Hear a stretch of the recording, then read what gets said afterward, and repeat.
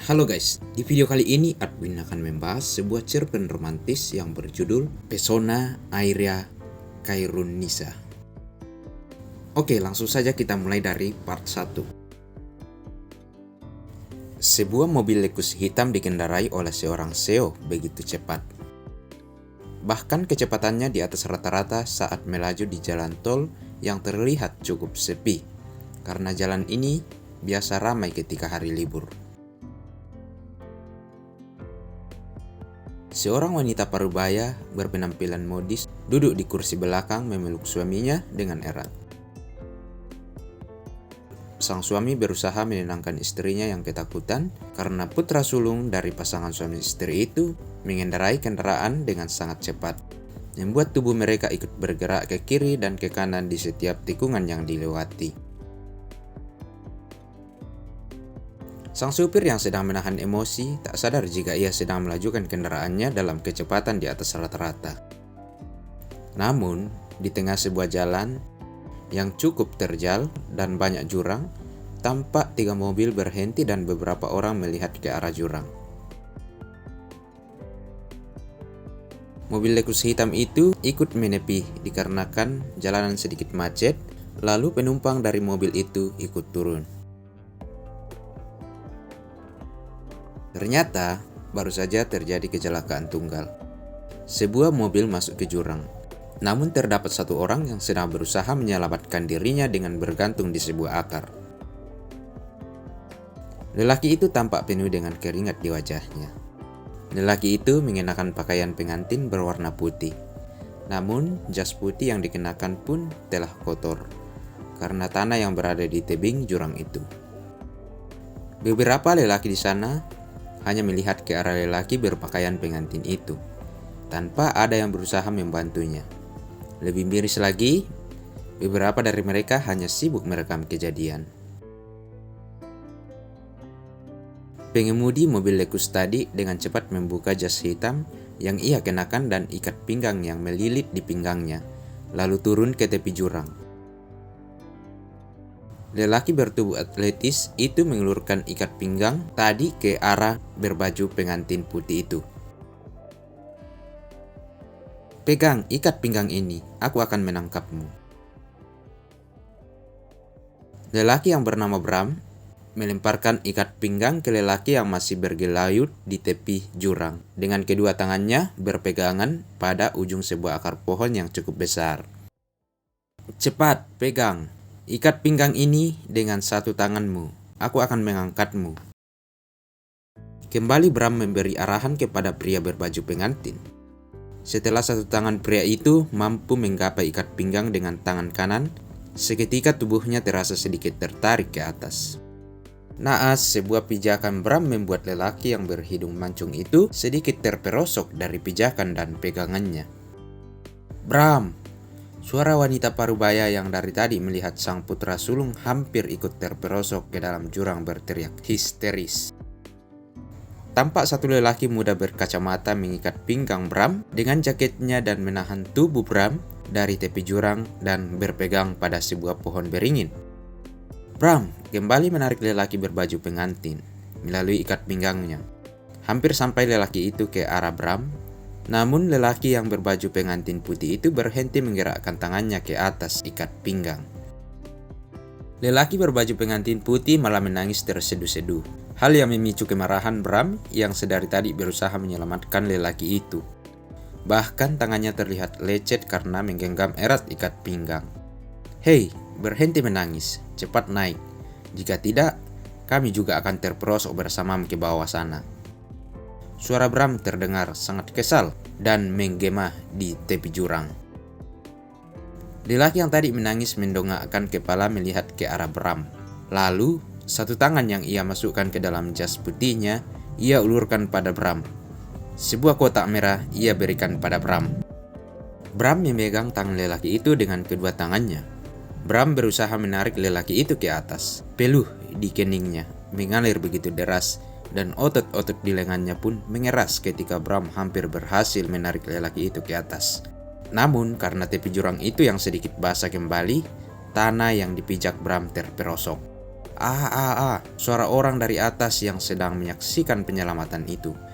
Namun sayang, hanya Bram dan satu lelaki berkacamata yang mau membantu lelaki malang yang berbaju pengantin itu untuk naik ke atas.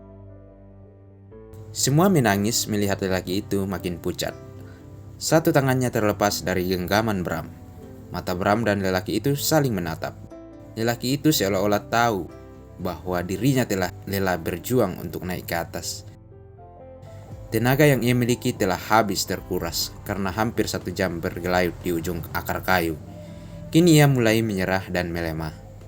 Sampaikan cincin ini pada guruku. Katakan pada guruku untuk mencari laki untuk calon istriku dan pantas menggantikan aku untuknya. Semoga aku bertemu bidadari secantik hatinya. Lelaki itu kini menggenggam tangan Bram dan terdapat kotak merah di antara genggaman tangannya. Bram baru akan menggapai tangan lelaki itu kembali, namun genggaman lelaki berbaju pengantin berwarna putih terlepas dari dirinya. Hanya sebuah kotak merah berukuran kecil masih tersisa di genggaman tangan Bram. Tatapan Bram tertuju pada lelaki yang berbaju pengantin itu. Jika tadi ada rasa takut yang Bram lihat di wajah lelaki itu, namun tidak ketika lelaki itu terlepas dari tangannya, usai ia ucapkan kata-kata terakhirnya. Senyuman yang sangat tenang, wajah yang teduh terlihat dari wajah pria itu. Dan telinga Bram dapat mendengar sayup-sayup kalimat yang lelaki itu ucapkan. Setelah ia terlepas dari genggaman Bram, seolah-olah ia sedang terjun bebas. La ilaha illallah Muhammadur Rasulullah. Suara histeris dari orang-orang yang melihat dari atas pun terdengar. Isak tangis pun terdengar. Bram yang berpeluh keringat pun terduduk lesu menatap ke arah jurang yang telah tak terlihat lelaki itu. Baru saja di depan matanya, Bram melihat orang meninggal dengan begitu bahagianya. Bukankah pertama ia menggenggam tangan lelaki itu? Terlihat jelas rona takut lelaki yang ia coba selamatkan. Namun, kemana raut itu ketika tangan lelaki itu terlepas dari genggamannya? Sebahagia itukah ia akan menemui kematiannya? Bahkan ketika ia menitipkan cincin ini pun terlihat wajahnya masih penuh ketakutan. Cukup lama Bram istirahat di rest area yang berada di jalan tol itu. Seorang lelaki yang mengenakan sarung datang menggunakan mobil silver bersama 2 orang lelaki lainnya. Ia mengatakan bahwa ia adalah teman dari lelaki yang Bram tolong tadi. Lelaki berbaju pengantin itu harus sedang melangsungkan pernikahan karena hari ini ia akan menikah dengan salah satu santri yang jarak tempuhnya kurang lebih 30 menit lagi dari jalan tol ini. Bram menceritakan kepada mama dan papanya bahwa ada amanah dari lelaki tadi untuk menyerahkan cincin yang ada di tangannya kepada guru dari lelaki itu. Orang tua Bram tidak keberatan, hingga akhirnya mereka bertiga mengikuti lelaki yang menggunakan mobil silver tadi ke pondok pesantren yang dituju. Sesampainya di sebuah gedung yang cukup bernuansa tua, terdapat banyak motor dan mobil di area lapangan yang cukup luas. Beberapa orang menyambut lelaki bersarung yang datang bersama Bram. Tampak dari orang-orang itu merasa cemas dan khawatir, lalu kaget ketika mendengar peristiwa yang terjadi. Innalillahi wa inna ilaihi rajiun. Suara orang-orang itu secara bersamaan setelah mendengar cerita lelaki itu. Satu keluarga cak, dan ketika kami kemari, pihak kepolisian sedang melakukan evakuasi kendaraan. Acara ijab masih ditunda buruh. Masih menunggu Kang Amir dan sekeluarga. Kalau mempelai, yang lain sudah siap. Seorang lelaki mengenakan jas krem dan mengenakan sarung hitam menepuk pundak Burhan, lelaki yang mengantar Bram ke pondok pesantren ini. Suara lelaki yang datang bersama Bram terdengar seperti logat Madura. Lalu, lelaki itu mengajak Bram menemui pimpinan Pompes yang tidak lain lelaki yang dimaksud Amir. Amir adalah lelaki yang ditolong oleh Bram tadi. Ternyata Amir adalah santri yang baru saja pulang dari Kairo dan akan menikah dengan salah satu santri terbaik di pondok ini. Amir datang bersama Uwak dan bibinya karena ia tidak memiliki lagi orang tua kandung. Naas ketika mobil akan melewati tikungan maut, yang biasa para sopir menyebut tikungan itu. Sang sopir terlalu ke pinggir hingga mobil terperosok ke jurang. Karena pintu Amir yang tak terkunci membuat Amir terlempar keluar hingga bergelayut di ujung akar pohon. Setelah Bram dan kedua orang tuanya tiba di sebuah ruangan yang terlihat ada seperti kursi, namun berbentuk lesehan seperti kursi-kursi di Arab. Bram dan kedua orang tuanya duduk di sana, menunggu seseorang yang dimaksud Amir. Tiba-tiba masuk seorang lelaki berkopiah hitam dan berbaju koko putih serta sarung coklat mengucapkan salam kepada Bram dan kedua orang tuanya. Assalamualaikum. Waalaikumsalam warahmatullahi wabarakatuh ya. Burhan menjawab salam dengan lengkap. Berbeda dengan ketiga orang yang tampak melongo mendengar jawaban dari Burhan yang begitu panjang bagi mereka. Belum lagi ketika Burhan mencium tangan lelaki tua itu dengan hormat. Lalu kembali ke tempat duduknya dengan posisi berjongkok dan menjinjit ke belakang tanpa membelakangi sang lelaki tua itu.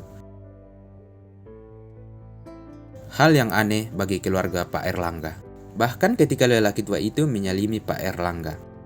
Nyonya Erlangga dibuat malu dengan rona wajahnya merah ketika aluran tangannya tak diterima oleh lelaki tua itu.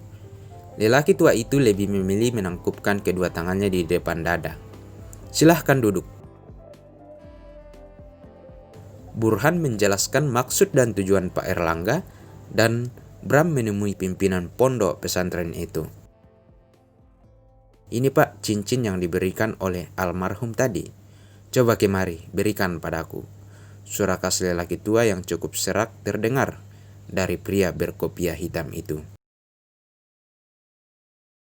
Baru saja Burhan akan mengambil cincin yang diserahkan oleh Bram, namun dicegah oleh Kiai Rohim dengan sebuah lirikan yang tak dipahami oleh Pak Erlangga sekeluarga. Pak Kiai, ingin Anda menyerahkan sendiri ke beliau. Burhan menjelaskan kepada Bram yang masih duduk tak bergerak setelah meletakkan cincin itu di meja. Bram pun mengambil kotak cincin lalu berjalan ke arah sang ustadz. Burhan melirik ke arah Bram. Santri laki-laki itu masih menunduk, namun menggerutu. Dasar orang tidak punya sopan santun, seenaknya dia berjalan begitu tanpa rasa hormat pada Kiai, gerutu Burhan dalam hati. Bram menyerahkan langsung kotak yang terdapat cincin emas di dalamnya langsung ke tangan Kiai Rohim. Dia juga menceritakan perihal amanat dari almarhum Amir agar bisa mencarikan pengganti untuk calon pengantin pengganti untuk mempelai perempuan yang ditinggal oleh Amir. Saat menyerahkan kotak cincin tersebut, tangan Bram ditahan oleh Pak Kiai beberapa waktu hingga Bram hanya dapat mengerutkan keningnya. Astagfirullahaladzim, subhanallah. Sungguh indah cara engkau memberikan hamba makna dari jodoh ya Rab. Inikah jawaban dari musibah meninggalnya Amir? Mata Kiai Rohim terpejam ketika ia menerima cincin itu dari Bram. Tangan Bram sedikit ditahan oleh genggaman Kiai Rohim. Dan Kiai Rohim menatap wajah Bram lekat. Beberapa detik Kiai Rohim melepaskan tangan Bram dan menatap ke arah Pak Erlangga dan istrinya. Bram kembali duduk ke tempat asalnya. Burhan pun masih melirik Bram dengan tatapan yang tidak senang, karena Bram seenaknya berjalan dengan memunggungi sang guru. Kiai Rohim melihat ke arah Pak Erlangga dan Bram secara bergantian. Kiai Rohim pun menarik napas dalam dan menghembuskannya dengan perlahan, lalu tersenyum ke arah Bram. Burhan, panggilkan Umi untuk kemari. Burhan pun berjalan dengan posisi berjongkok dan berjinjit keluar dari ruangan itu dengan posisi mundur tanpa membelakangi Kiai Rohim dan ketiga tamunya. Membuat tiga pasang mata menatap aneh pemandangan di depannya. Bagi mereka, ini adalah hal yang aneh dan baru. Namun, ketiga pasang mata itu kembali dibuat kaget karena ucapan Kiai Rohim yang secara tiba-tiba mengalihkan pandangan Pak Erlangga sekeluarga dari Burhan ke arah Kiai Rohim. Bismillahirrahmanirrahim. Nak Bramantio Pradipta, hari ini saya Ahmad Rohim, pengasuh pondok pesantren Kali Bening, melamarmu untuk santriwatiku yang bernama Aira Khairun Nisa binti Bapak Munir. Apakah kamu menerimanya? Bersambung.